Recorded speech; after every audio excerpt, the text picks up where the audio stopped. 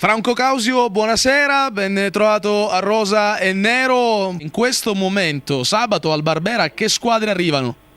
Direi che il Palermo in questo momento forse è un po' in difficoltà, quindi ha pareggiato a Lecce, ma viene da un periodo un pochettino così non brillante, però sai, trova una squadra come l'Udinese, che anche l'Udinese negli ultimi periodi se non sbaglio sulle 7 partite ne ha vinta solo una, quindi c'è qualche problema anche fatto di infortuni, quindi che ha avuto, e sicuramente la squadra non è brillante come nel girone d'andata, quindi sicuramente qualcosa ha perso, ripeto, per la Coppa d'Africa, qualche infortunio sicuramente è mancato qualcosa. Causio, si ricorda lo 0-7 della passata stagione che costò la panchina a Delio Rossi? Sono due squadre completamente diverse quelle che si vedranno sabato.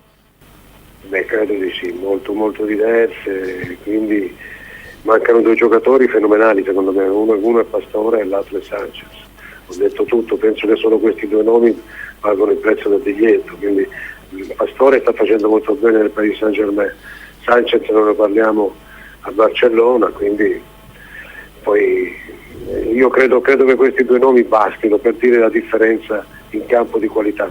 Ci trasferiamo in Salento, insomma terra cara. Miccoli può essere da nazionale anche in vista dell'Europeo?